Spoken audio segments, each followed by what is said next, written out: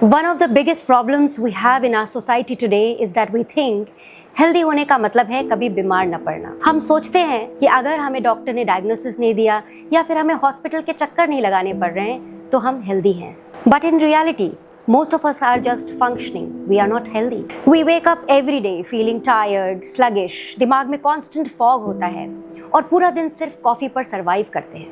But just because a blood test says we are normal, we think we are. हम बड़े आराम से कह देते हैं मैं तो ठीक हूँ, मुझे क्या जरूरत। But you have to understand that ठीक होना और healthy होना दो अलग बातें हैं। According to WHO, health सिर्फ absence of disease नहीं, health is a system. It is a complete state of physical, mental and social well-being. लोगों को लगता है कि अगर मैं सुबह 1 घंटा जिम जा रही हूँ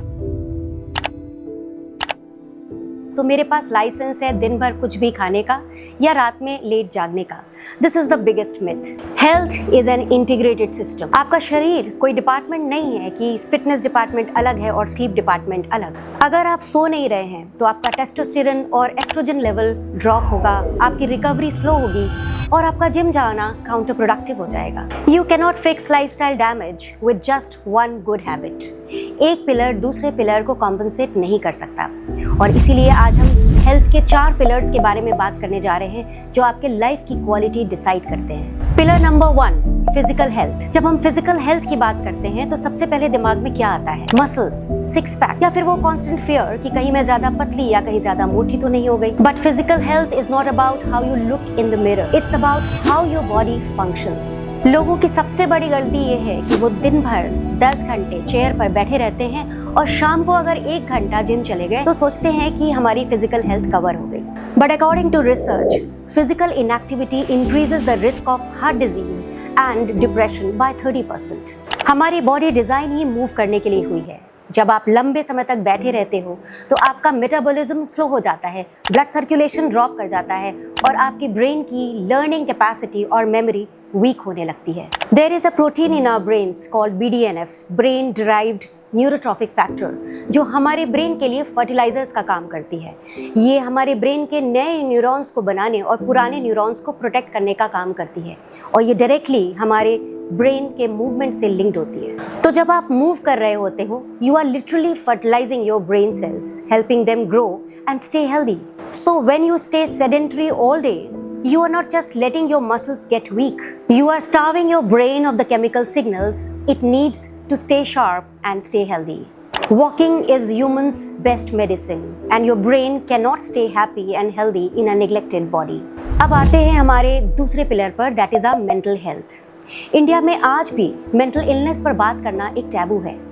We think that if somebody is mentally ill, then वो पागल है, he is a madman.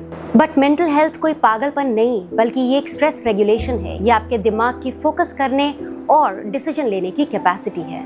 जब हम कांस्टेंट स्ट्रेस में होते हैं तो हमारी बॉडी कॉर्टिसोल रिलीज करती है जो बेसिकली एक स्ट्रेस हार्मोन होता है। क्रोनिक कॉर्टिसोल हमारे दिमाग के हिप्पोकैम्पस को फिजिकली डैमेज करता है जो हमारे इमोशंस और फीलिंग्स को हैंडल करता है।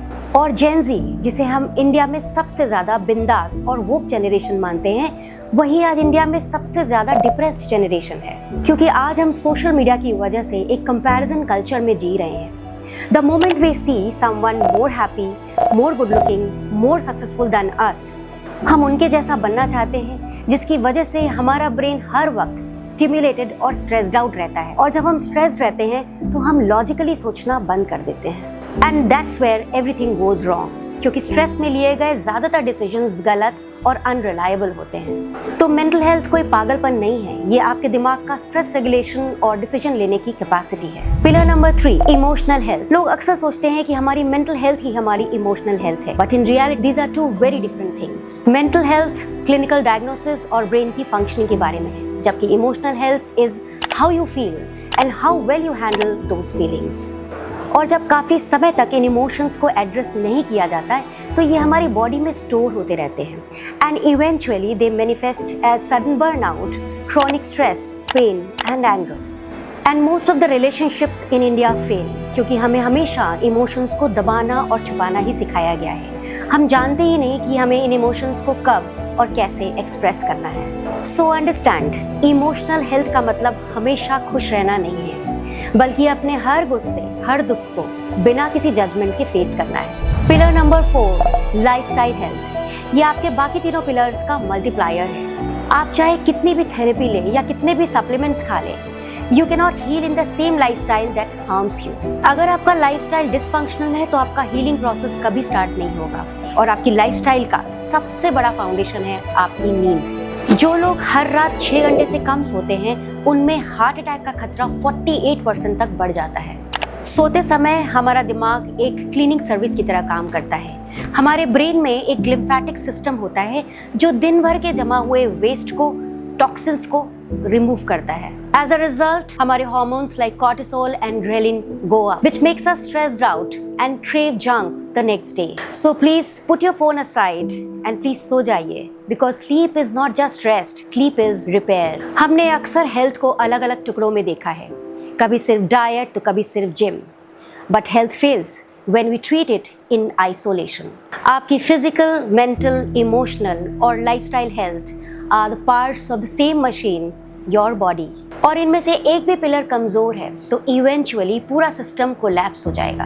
And it's high time now हमें शॉर्ट टर्म रिजल्ट से हटकर एक लॉन्ग टर्म माइंडसेट अपनाना होगा। Because health is not just a 30-day challenge, it's a long time agreement with yourself, and success without health is temporary.